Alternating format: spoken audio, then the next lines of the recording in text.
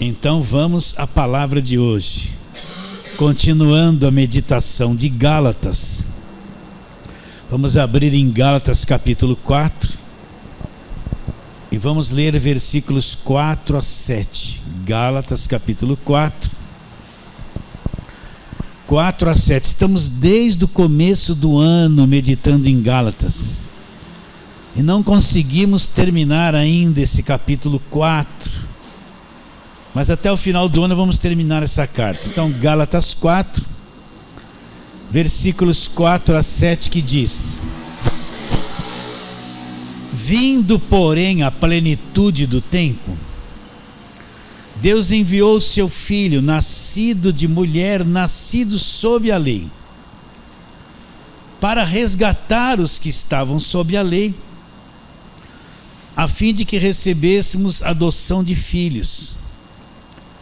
E porque sois filhos, enviou Deus ao nosso coração o Espírito do seu Filho que clama: Abba, Pai. De sorte que já não és escravo, porém filho.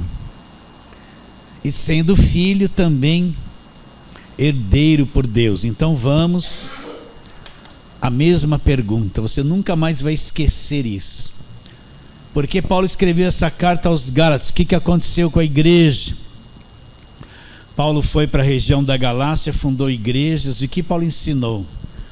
Ensinou o evangelho da graça de Deus. Quando começa esse evangelho da graça de Deus? Quando o Cristo na cruz está consumado, e ele viu que tudo havia se cumprido das Escrituras, que é a velha aliança. Quando ele está derramando o sangue dele ali na cruz, quando ele morre ali, o véu do templo se rasgou de alto a baixo. Então a nova aliança começa ali na cruz, com a morte dele na cruz. Dali para frente você vai entender o que é essa nova aliança, o que é esse evangelho da graça de Deus. Então o que é o evangelho da graça de Deus?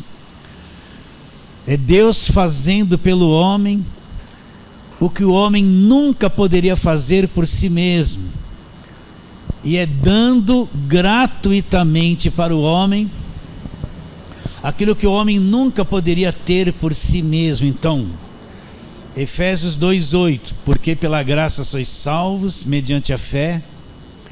Isso não vem de vós, é dom de Deus, não vem de obras, para que ninguém se glorie.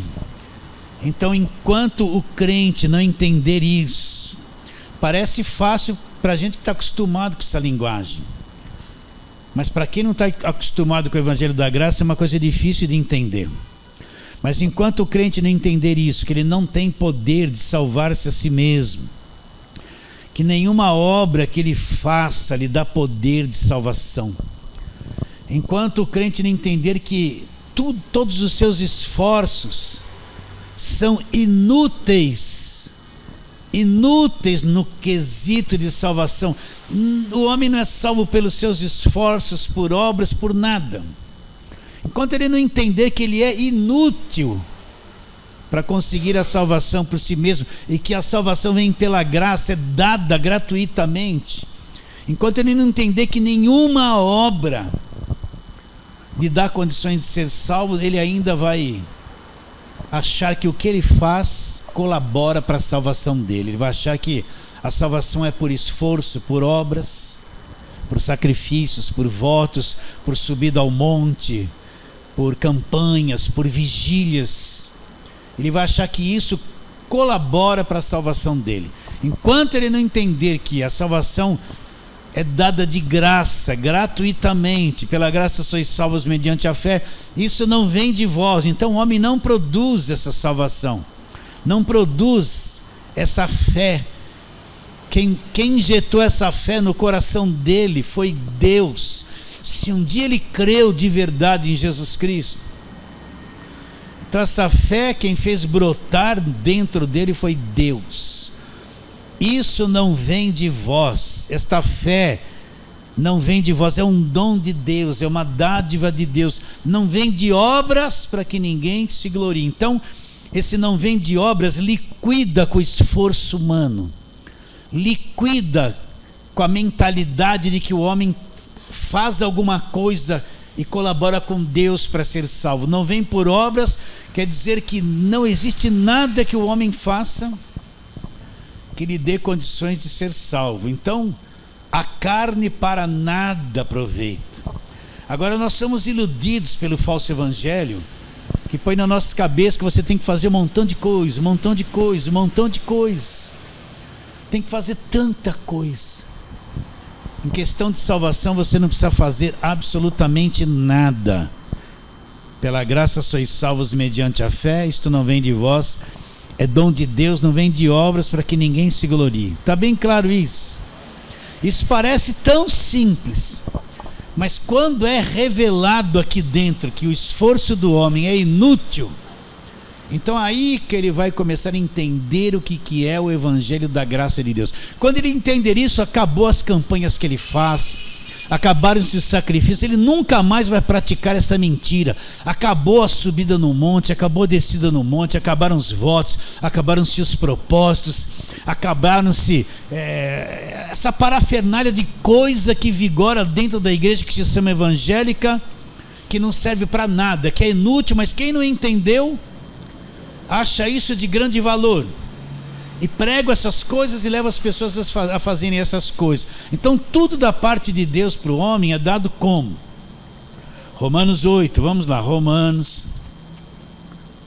capítulo 8, que você já sabe bem, do versículo 31 e 32, que diz: que diremos, pois, à vista destas coisas? Se Deus é por nós, quem será contra nós?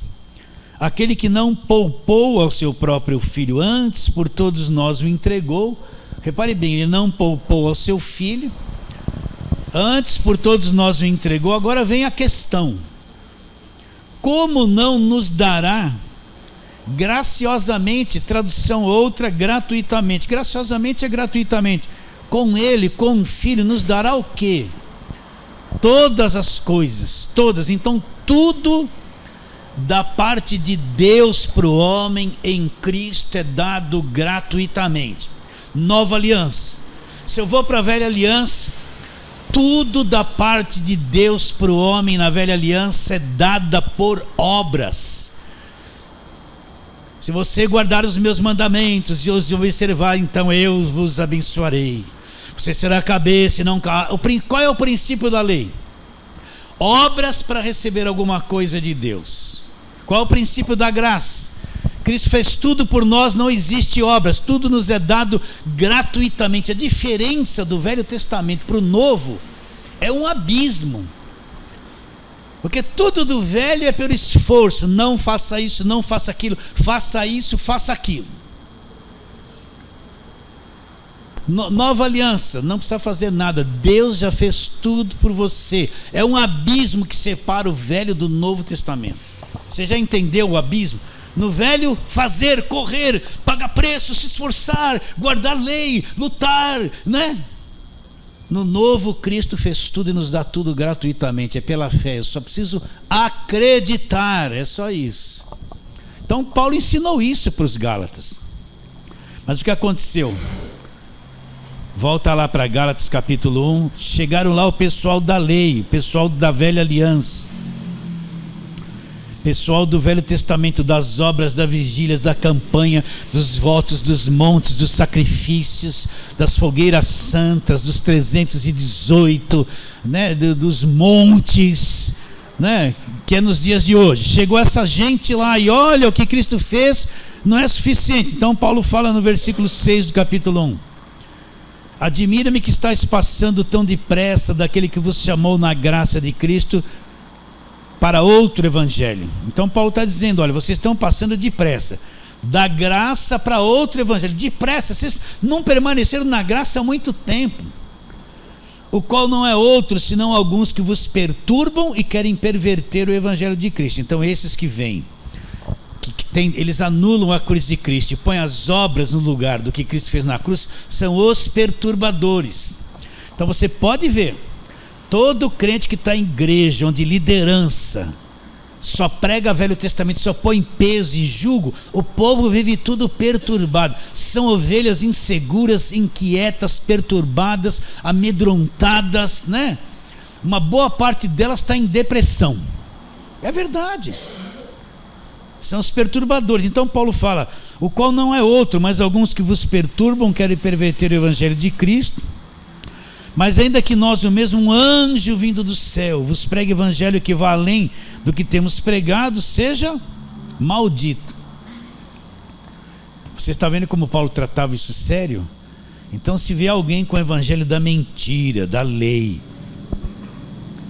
entende? Você tem que ser rigoroso, seja anátema, maldito. Paulo sabia que quem volta para a lei, ele se distancia tanto do entendimento da graça de Deus. É uma coisa gravíssima e seríssima. E isso cria o véu que a gente sempre tem falado. Então olha como ele fala: seja maldito. Se vê um anjo do céu brilhando e vem pregar o evangelho que não é o evangelho da graça de Deus, seja maldito. Paulo sabe da intensidade disso que ele está dizendo. E ele continua: assim como já dissemos, e igualmente repito, se alguém vos prega o evangelho que vá além do que temos pregado, do que recebesse, seja anátema. Está bem claro isso na mente de vocês? Então você tem que se guardar. Não entra nada da lei na tua mente, no teu coração, na tua fé. Aqui nós estamos cercados pelo evangelho da graça de Deus, numa redoma. Aqui não entra falsa heresia, falsas doutrinas, essas heresias. O Velho Testamento aqui é só para você conhecer o que já se cumpriu. Não entra essa mentalidade de obras da lei, porque isso aí é uma coisa perniciosa que mata as fés da pessoa, aniquila qualquer entendimento da graça de Deus. Então Paulo falou isso aí para eles. Vocês entendem a mentalidade? Eu não quero falar essas coisas, eu estou tão cansado de falar isso. Olha a mentalidade de quem está debaixo das obras da lei. Eu estou dando brecha, o diabo está na minha vida, eu falhei na campanha, eu não subi no monte, esse mês eu não jejuei muito, esse mês eu falhei no dízimo, entende? Eu não fiz o voto que tinha que fazer. Meu Deus, ele está no inferno na cabeça dele. Está amedrontado. Olha a mente de quem está debaixo de lei. Não tem sossego. É aquela pessoa que vê demônio no marido, vê demônio nos filhos. Os filhos e o marido não encontraram Jesus, nem sabe nada de que é Bíblia. Mas na cabeça delas, eles não querem ir para a igreja. Ou ele ou ela. Então lá vão dizer: ó, estão tudo endemoniado. Põe família um contra o outro. A esposa que está lá já é obreira. Não podia nem ser obreira porque não tem marido cristão. Já está saindo de casa porque fica enfiado na igreja muito tempo durante a semana. O marido não é crente, não entende nada disso. Aí chega em casa: pastor, teu marido é endemoniado. E começa. Vocês entendem a cabeça dessa gente? Eles estão assim. Eles estão assim, é campanha disso, campanha daquilo. Vamos para o Rio Jordão, as caravanas para a Terra Santa, só para a liderança ganhar 15% do pacote. É isso que eles fazem, é um comércio total. Eles estão escravizados. Uma pessoa assim na igreja fica infeliz. O evangelho é um fardo, o evangelho é um peso, é uma coisa trituradora na vida dela. Então essa gente entrou na igreja e os gálatas aderiram a isso, e Paulo trabalha nessa carta para explicar o erro e trazê-los à sobriedade na verdade da palavra de Deus. Agora vamos lá, no capítulo 4, onde nós lemos, já dissertamos esse texto já umas 4 vezes nessas últimas terças-feiras. Na semana passada nós falamos do versículo 7, de sorte que já não és escravo, porém filho. Falamos isso, que Deus não tem filhos escravos. O filho de Deus não precisa de culto de libertação, não precisa de unção com óleo, não precisa de ninguém de um púlpito gritando sai, sai, sai, sai, porque ele já é liberto, ele já foi liberto do império das trevas e transportado. Ele não precisa ter medo de macumba, olho gordo, inveja, feitiço, essa parafernália que entrou na igreja. Ele não precisa ter medo de nada disso. Não precisa ficar sai, sai, sai. É melhor nem ir nesses lugares que fazem isso, porque ele é totalmente livre. Isso é um feitiço em forma de evangelho que eles fazem. Então Deus não tem filhos escravos. Quando a pessoa se torna filho de Deus, e nós já explicamos isso nas terças-feiras passadas, ela é totalmente liberta. Quer ser salvo? Vou repetir de novo. A pessoa encontrou Jesus. Jesus liberta ela do império das trevas, transporta, Colossenses 1, 13, 14, põe ela no reino do Filho do seu amor. Ela está ali, é um cofre forte. Está num cofre forte. Ninguém penetra. Ali ela é justificada, é selada com o Espírito Santo, é redimida, é propriedade exclusiva de Deus, foi comprada com o sangue de Jesus Cristo. Ela é herdeira de Deus. Todo o pacote que veio com Jesus Cristo na graça é dado a ela. Ela está ali e tudo foi dado gratuitamente juntamente com Cristo ali. Ela não precisa ter medo de encosto ali, ninguém toca nela, ninguém penetra naquilo ali. É onde nós já somos salvos, não vamos ser. Eu não estou lutando para ser salvo, me esforçando, pagando o preço. Se eu falhar, eu perco a salvação. A salvação não se perde, é um dom de Deus. E o dom de Deus é irrevogável, não muda. É duro as pessoas entenderem isso. Já fui salvo. E se eu tinha prisões na minha vida, fui liberto de tudo. Só que a minha mente não evoluiu no conhecimento. Então eu só encontrei Jesus e descobri que ele é verdadeiro. Não conheço o Evangelho. O que tem que fazer? Senta aí, 3 anos. Agora eu vou te mostrar o que aconteceu com você. Você já é salvo. E comecei a explicar o que é Evangelho para a pessoa. Explicar, olha, agora você é isso, aquilo. E na mente dela ela vai sendo renovada e vai entrando e gozando da verdade do Evangelho. Ela vai explorando, é que nem uma criança. No começo só toma o leite materno. Aí depois você vai pôr primeiro uma mãozinha na boca dela, ela vai sentir um gosto diferente. Aí vai pôr uma coisa salgadinha, ela vai explorando os sabores, vai comendo aquilo, vai se fortalecendo, vai crescendo. É a mesma coisa. A pessoa entrou na igreja, se cair numa igreja que só faz campanha, só fala de demônio, ela vai ficar anos escravizada, destruída psicologicamente ali dentro, sem conhecer o que é Evangelho. Então a pessoa aceitou Jesus, entrou na igreja. Olha a responsabilidade de quem ensina. O pastor não está interessado no dinheiro dela, se ela tem muito dízimo. Não.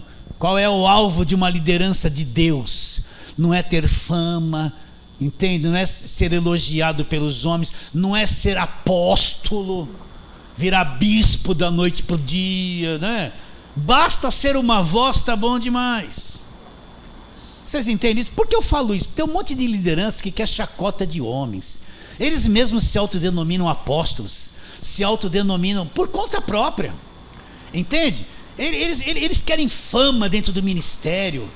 O coração deles não está preocupado em cada pessoa ser aperfeiçoada na verdade. Está preocupada com o estudo que ele fez, com a cabeça dele, com o nome dele, com a moral dele. Ele não está preocupado com a ovelha. Quer fama, quer dinheiro, quer prosperar. Mas o verdadeiro pastor está preocupado nisso. Encontrou Jesus e preocupado com isso. Senta aí. Uns 3 anos no mínimo para entender o Evangelho. Tem que dar uma madeirinha direitinho, até ele crescendo, ele vai fazer um montão de pergunta, não entende um monte de coisa, tem que ter paciência, até Cristo ser formado nele. Aí depois mais uns 8, para ele amadurecer um pouquinho mais, falando as mesmas coisas.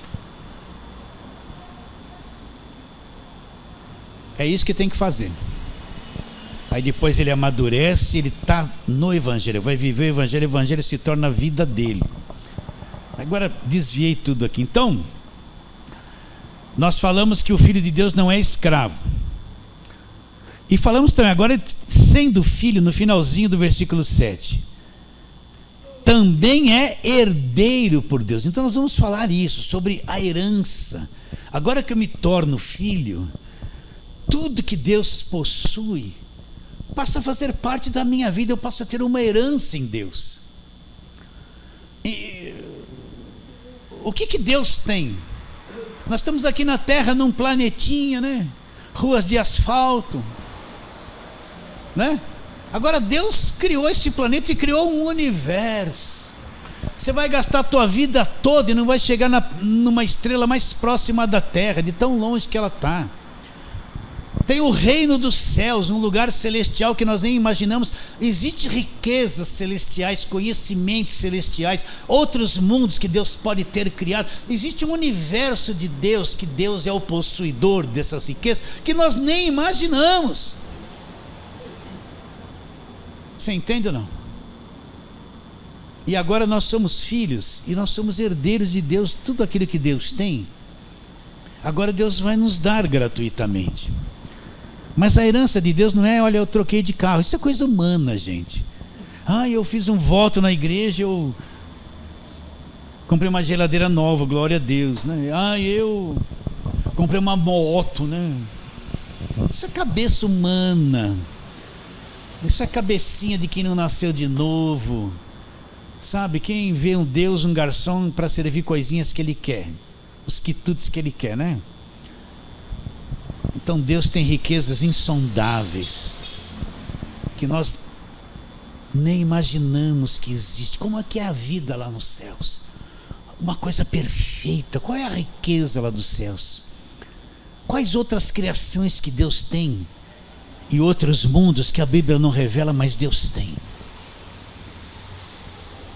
Você está entendendo?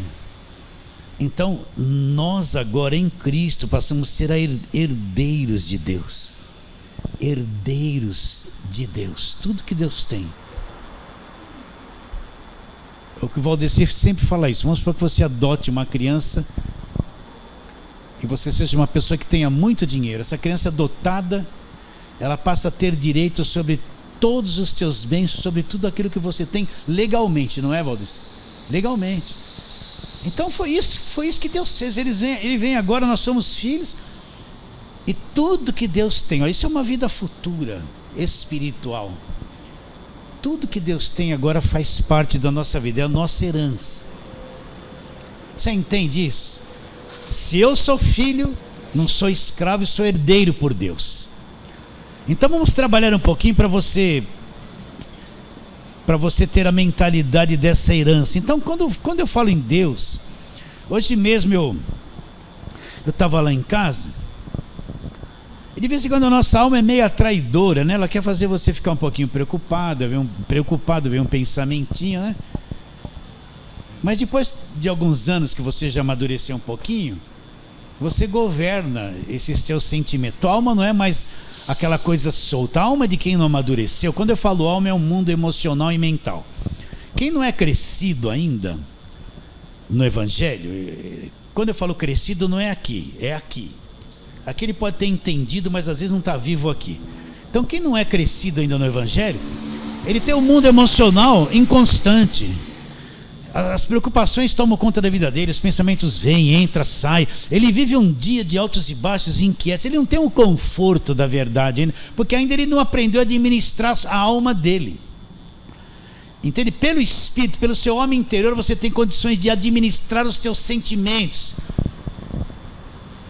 Eu vou sentir isso porque eu quero, eu não vou sentir aquilo porque eu não quero. Isso não me domina mais. Enquanto você não amadureceu no Evangelho, você não tem domínio sobre a tua alma. Então você sente um monte de coisa, vê uma coisa no rádio, já está com medo, ligou a televisão, está o Datena lá, e meu Deus, já está. Aí vem um filho falar isso e você fica.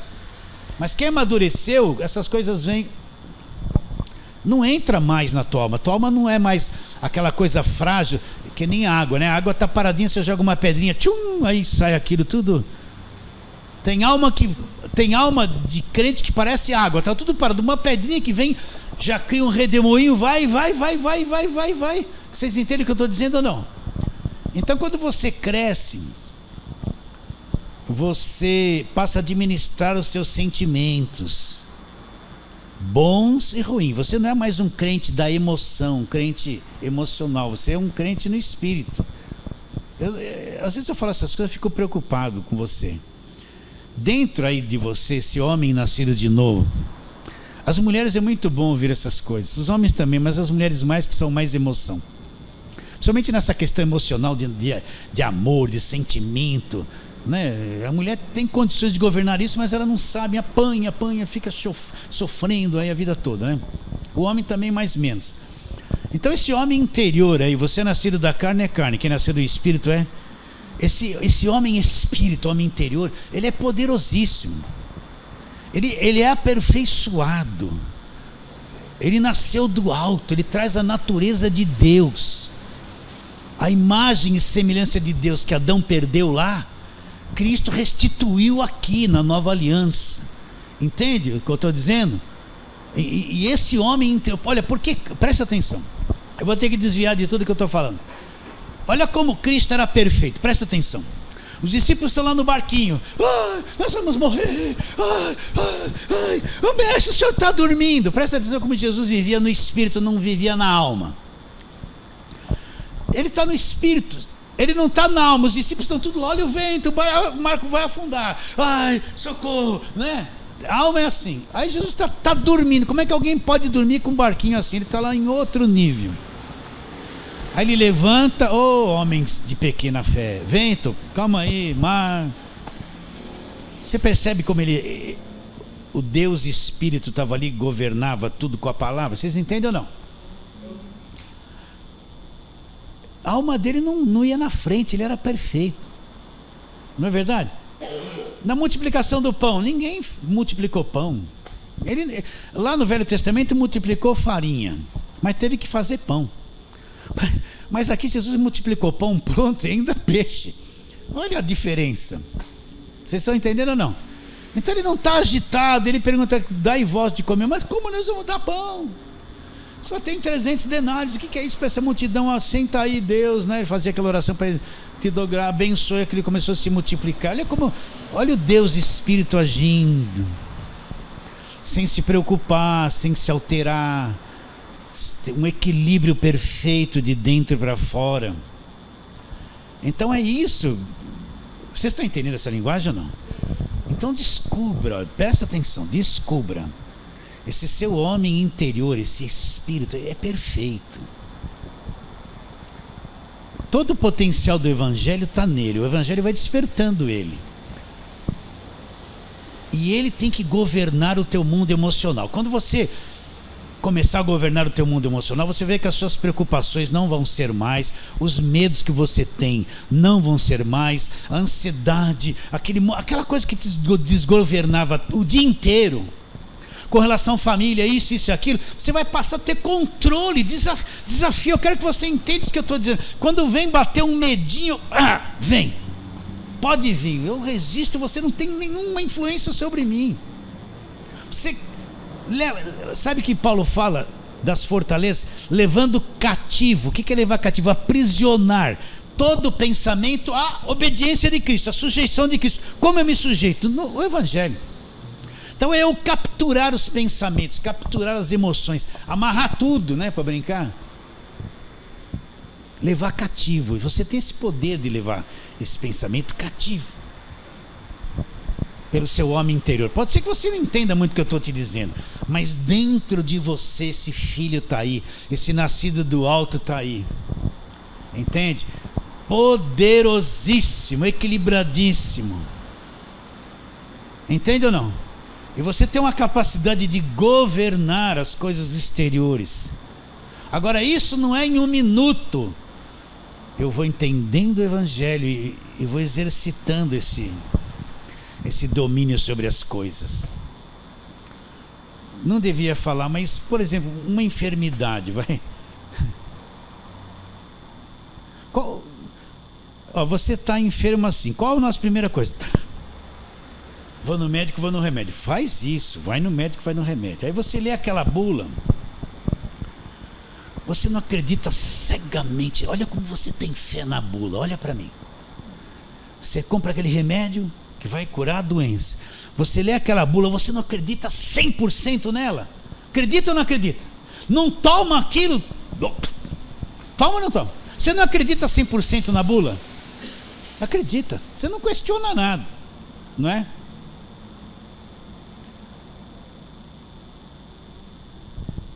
Meu Deus. Você pode até, olha, eu vou falar uma coisa que vai dar questão. Como é que uma pessoa pela sua própria fé vai ser curada? Vai tomar o remédio? Toma tudo. Mas o seu homem interior, esse homem interior tem esse poder de de transcender alma e corpo, e você encontrar uma cura pela fé. Você está entendendo ou não? Eu saí de tudo que a gente ia falar hoje, porque era hora de falar isso aqui. Você entende ou não? Então, descubra esse homem interior, esse espírito nascido novo, esse aí. O Evangelho traz ele para fora. O Evangelho traz a liberdade dele para fora. Você enxergou isso comigo? Eu acho estranho. Então quer dizer, pastor, que eu tenho condições de governar um monte de emoções que vêm na minha alma? Sim. Governá-las, sujeitá-las e pô-las em obediência. Como que eu vou fazer isso? De dentro para fora, do meu espírito, meu homem interior governando. Está bem claro isso? Agora eu não sei nem mais o que eu ia falar. Hoje desvirtuou tudo aqui. Mas é só uma sementinha, tá? Para você ir pensando nisso. Exercita isso. Exercita isso. Eu ia falar uma coisa que aconteceu lá em casa, nem lembro mais. Mas vamos em frente. Então, vamos ver agora sobre essa herança. Nós somos herdeiros de Deus. Nós temos um universo de herança em Deus. Só que não é herança aqui nesta terra. São coisas no espírito para uma vida futura. Então vamos ver Hebreus capítulo de número 9. Vamos ver como isso é passado para nós. Hebreus capítulo 9. Então nós somos herdeiros de Deus. É verdade, herdeiro de Deus. Então Hebreus capítulo 9. Vamos ler do versículo 15 em diante, para você entender. Ele vai dizendo, versículo 15. Nós lemos isso domingo passado.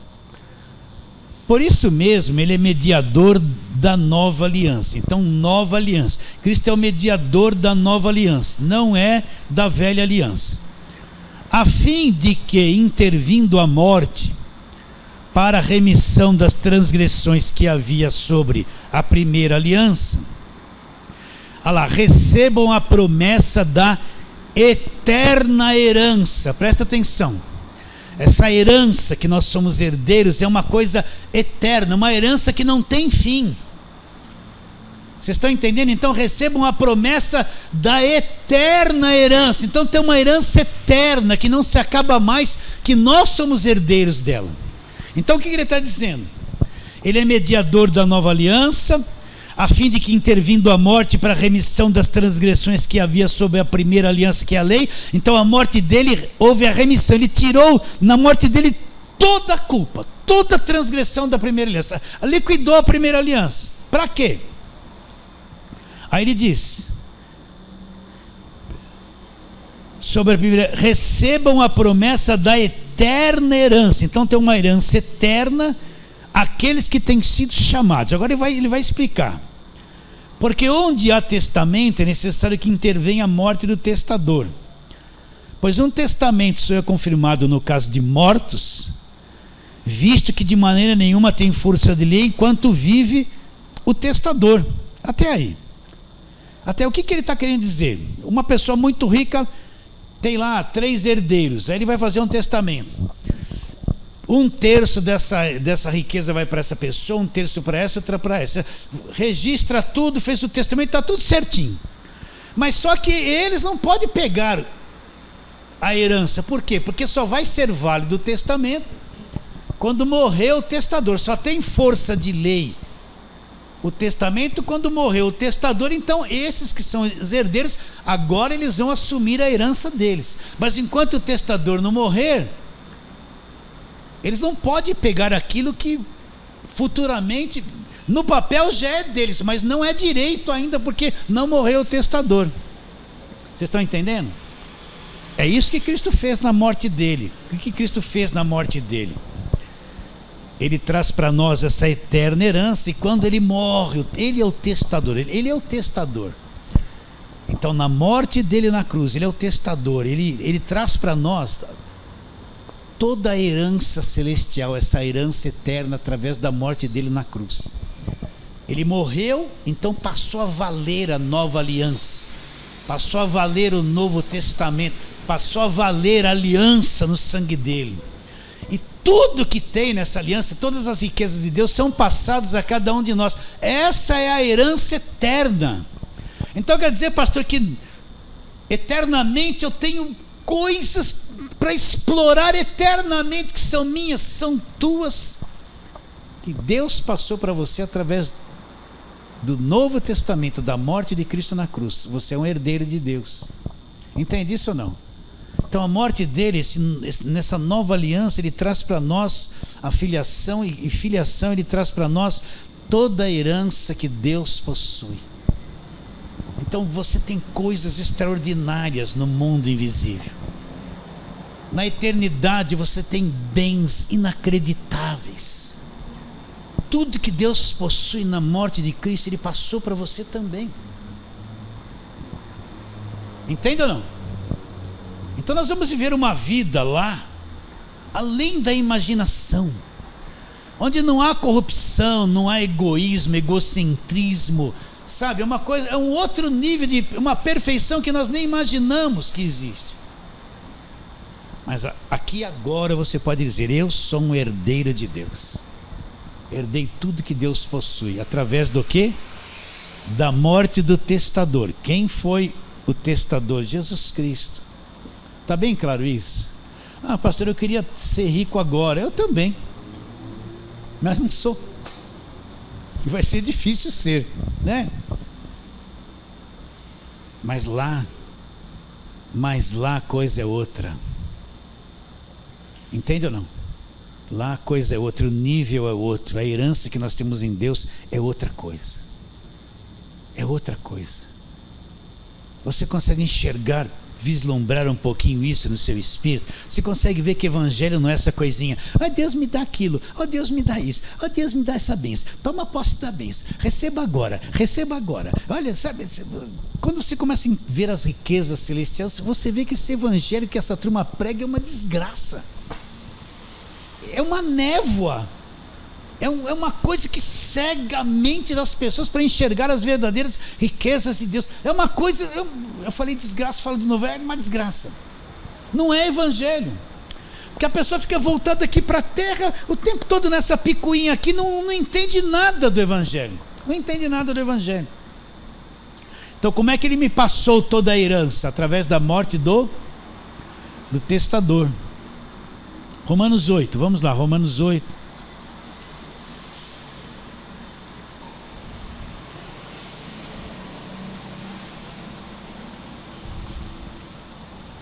Versículo 15 em diante.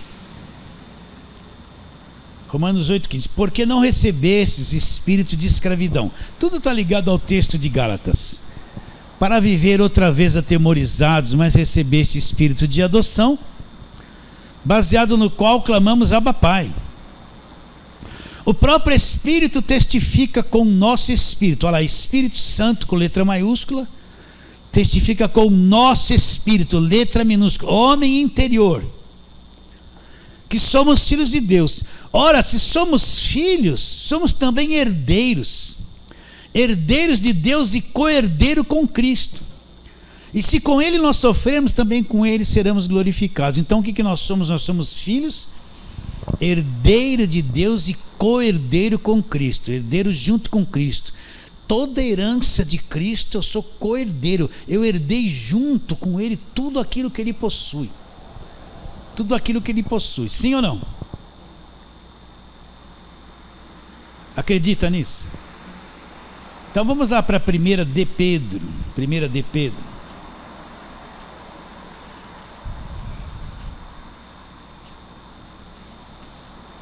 E vamos ler capítulo 1.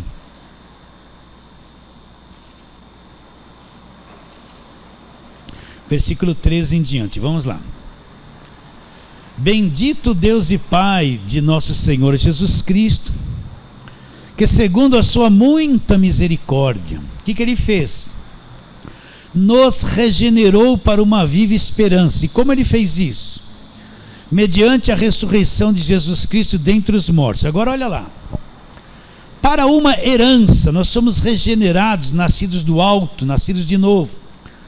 Para uma herança incorruptível, sem mácula, imarcessível, reservada nos céus para vós outros. Então quer dizer o que, pastor? Que nós possuímos uma herança incorruptível, uma coisa que não se corrompe. sem mácula, não tem mancha, imarcessível, reservada aonde? Aonde está essa herança? Não está aqui na terra. Lugar celestial não é aqui na terra. Não é aqui na terra. Reservada nos céus para vós outros. Olha lá o versículo 5.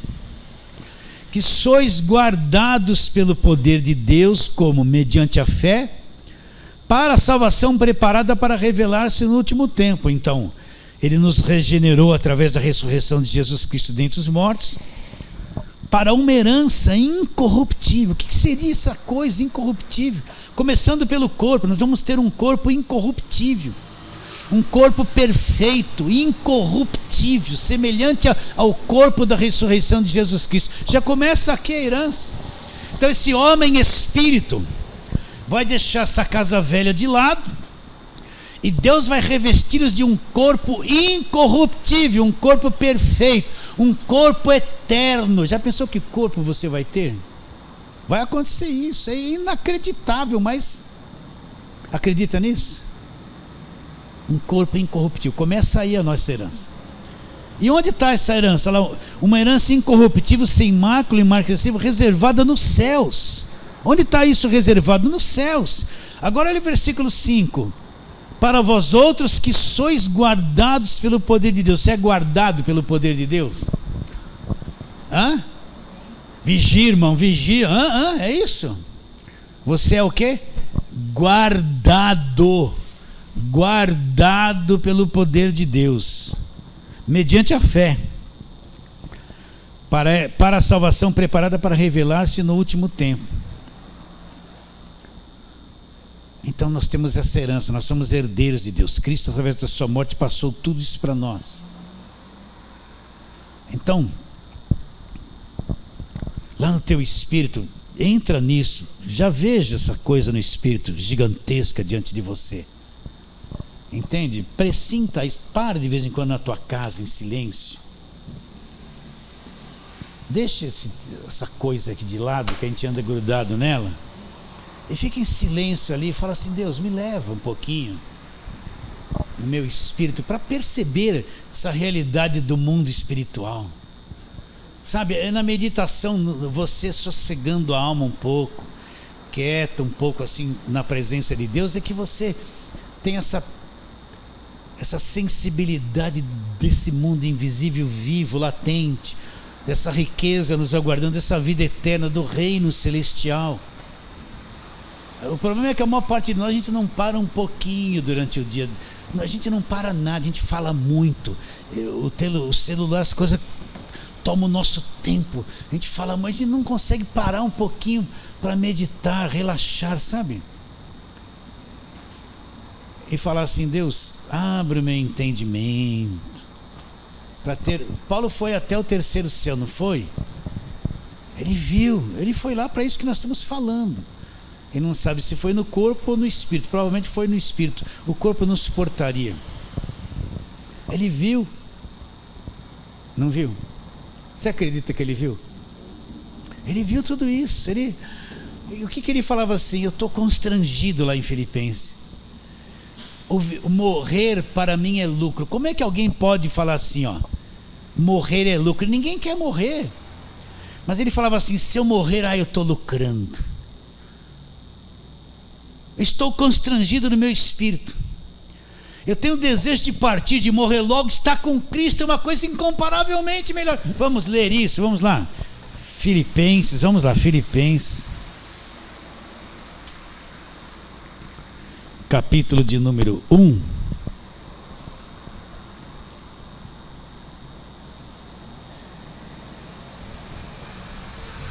Vamos ler desde o 19, Filipenses 1,19. Porque estou certo de que isto mesmo, pela vossa súplica, pela provisão do Espírito de Deus, me redundará em libertação.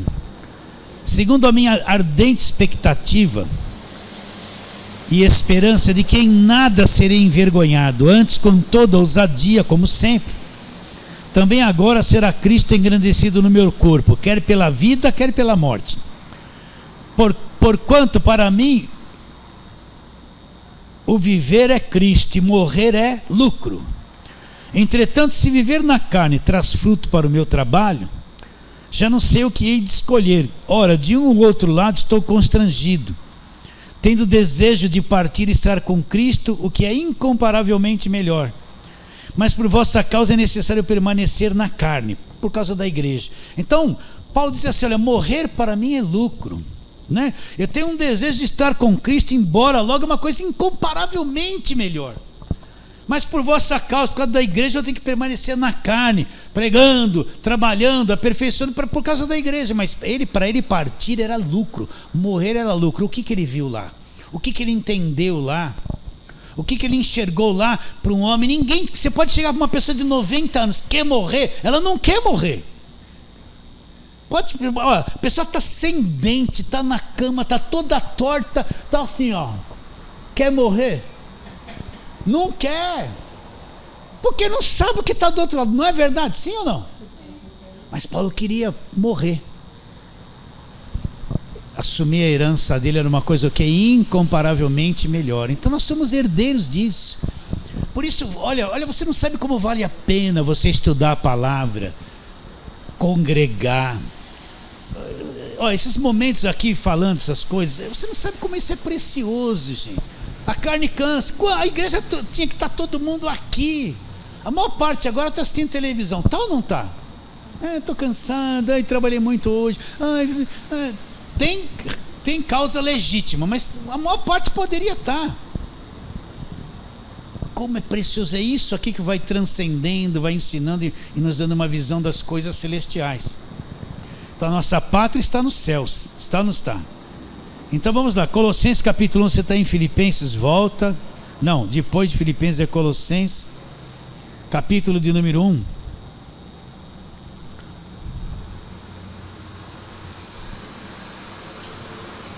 E vamos ler versículo 12.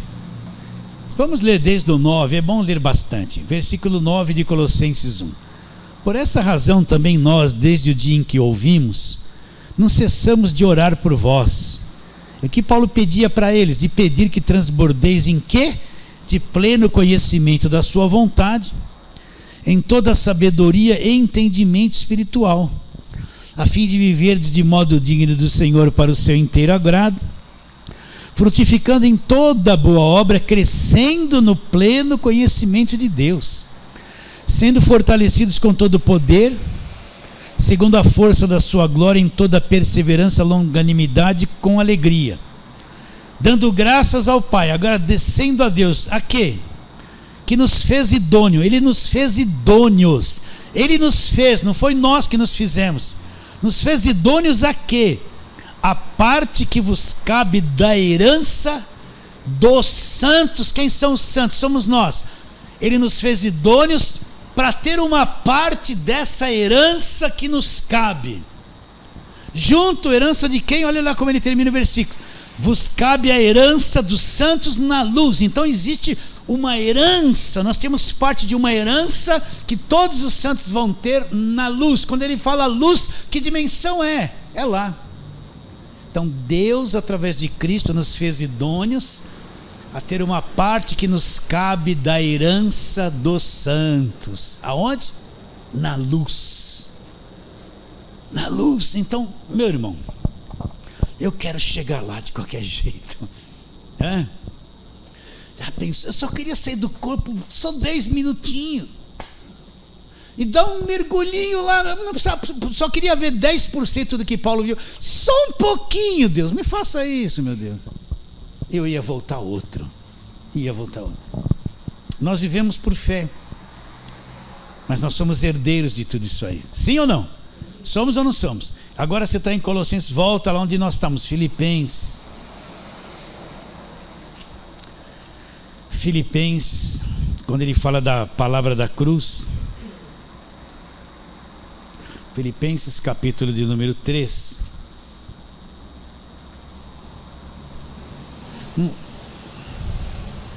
Vamos ler 20 e 21. Pois a nossa pátria está nos céus. Aonde está a nossa pátria?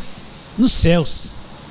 De onde também aguardamos o Salvador Jesus Cristo, o Senhor Jesus Cristo. O que ele vai fazer? A nossa pátria está... Então nós não somos aqui, nós estamos vivendo aqui na terra Mas nós somos cidadãos dos céus, de lá.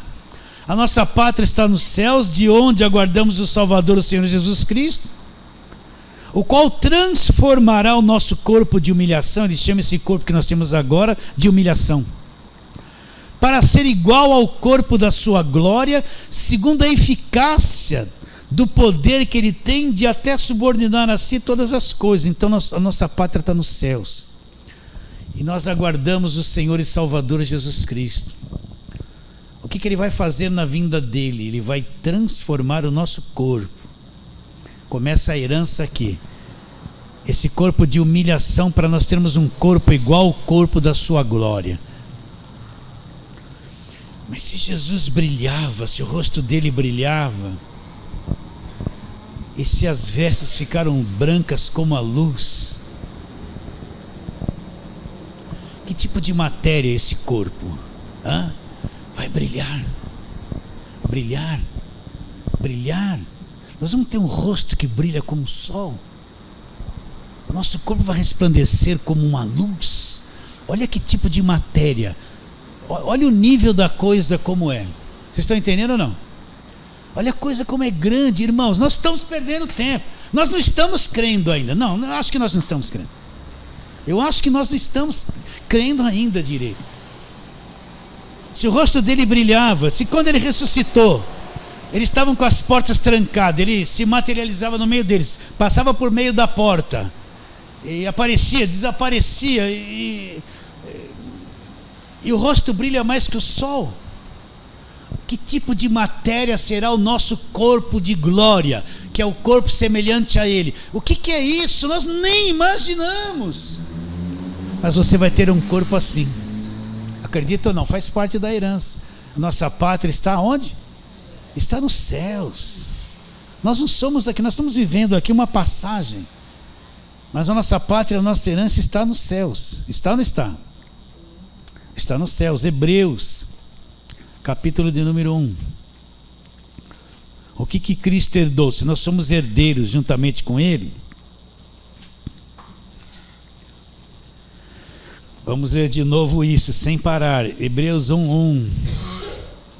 Havendo Deus em outro tempo falado muitas vezes, de muitas maneiras aos pais pelos profetas, nesses últimos dias nos falou pelo Filho. Agora, repare bem. A quem constituiu herdeiro de todas as coisas? Cristo é o herdeiro de quê? De todas as coisas, pelo qual também fez o universo. Se eu sou co-herdeiro com Ele, e Ele é herdeiro de todas as coisas, então eu sou co-herdeiro com Ele de todas as coisas. Tudo que Deus possui, que Cristo é o herdeiro, eu sou co-herdeiro com Ele, herdei junto com Ele todas as coisas. Então, se Ele herdou aquele corpo da ressurreição, é meu também, eu também vou ter o corpo da ressurreição. Fora aquilo que nós não entendemos e não vemos ainda, que está oculto aos nossos olhos, mas é herdeiro de todas as coisas. Primeira carta de Paulo aos Coríntios, vamos lá, volta bastante, né? Capítulo de número 3.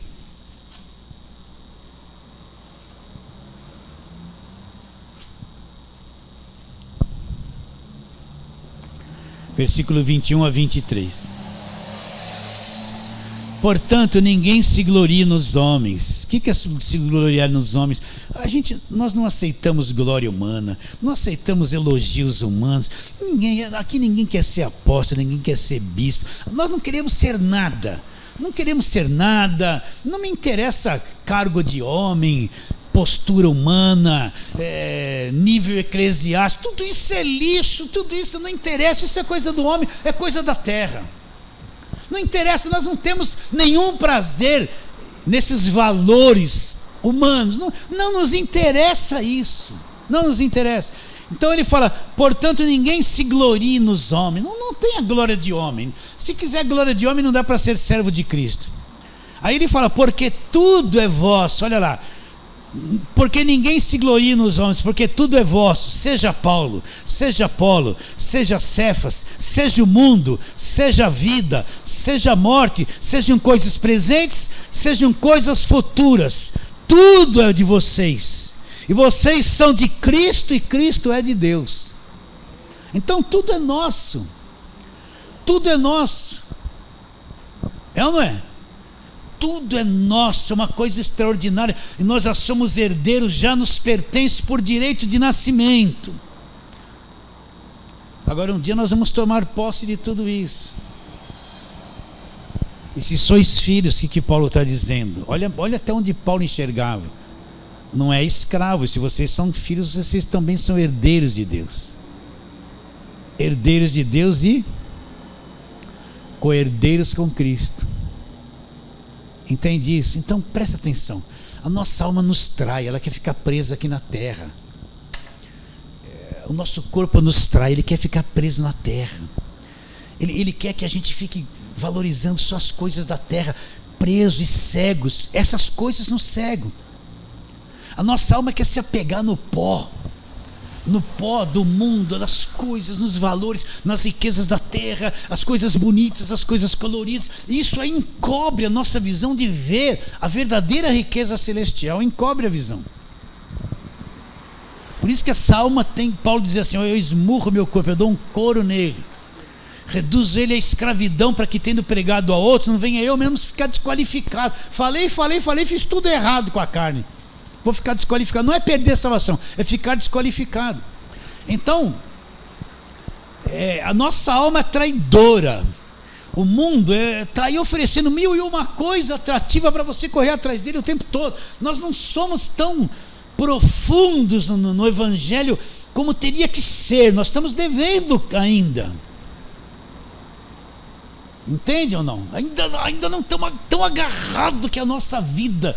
Ainda estamos flutuando, meio dormentes com muita coisa. O que Paulo fala lá em Colossenses 3? Volta lá, para nós terminarmos.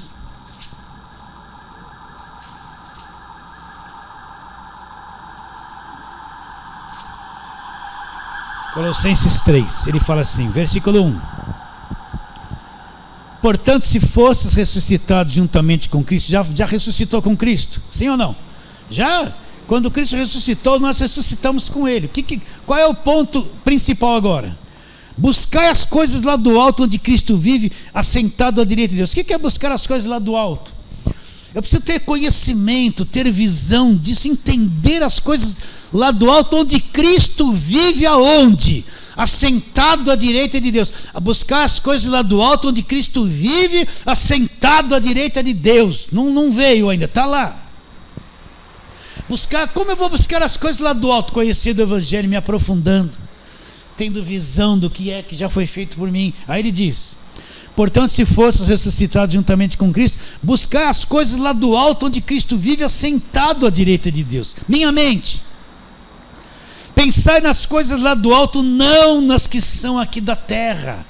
Ele não está dizendo assim, olha, você então para de trabalhar, não faça mais nada, larga a tua família. Não, você tem que fazer tudo isso, mas pensar nas coisas lá do alto, e não nas que são aqui da terra. Porque ele diz o quê? Porque morrestes, nós na cruz morremos para esse sistema, morremos para esse mundo, nós não fazemos parte desse mundo. Essa é a ótica de Deus. Porque morresse, onde está a nossa vida? E a vossa vida está oculta juntamente com Cristo em Deus. Aonde está a nossa vida? Por isso que eu falo que nada nos toca. Onde está a nossa vida? Está oculta junto com Cristo em Deus. A nossa vida está guardada, oculta, ninguém vê isso, ninguém sabe disso. Oculta juntamente com Cristo em Deus. Aonde está a nossa vida? Oculta juntamente com Cristo em Deus. Ninguém toca na nossa vida. Você acredita ou não? Olha aqui, porque morresses e a vossa vida está oculta juntamente com Cristo em Deus. Lá, quando Cristo, que é a nossa vida, se manifestar um dia, Ele vai se manifestar. Então também vocês serão manifestos como? Com essa carne aqui, com esse corpo de humilhação, Um dia, quando ele se manifestar, nós iremos nos manifestar com ele transformados, perfeitos. Nós vamos aparecer com ele em glória, em glória, em glória. Acredite. Será que entende isso ou não? Quando Cristo, que é a nossa vida, se manifestar, ele vai aparecer. Então vocês também serão manifestos junto com ele. Como? Eu vou aparecer lá com esse corpo do pecado aqui? Não! Eu vou ser manifesto com ele em glória, resplandecente, brilhando, perfeito, com um corpo incorruptível. Um corpo incorruptível. Terminando Gálatas 4, vamos lá, terminando. Hoje estou terminando em cima da hora. Versículo 17: de sorte que já não és escravo, é filho. E sendo filho, o que você é? Herdeiro. Herdeiro, você é o herdeiro de Deus. Tudo que Deus possui, Cristo fez com que você, junto com ele, herdasse todas as riquezas de Deus. Fala assim, amém.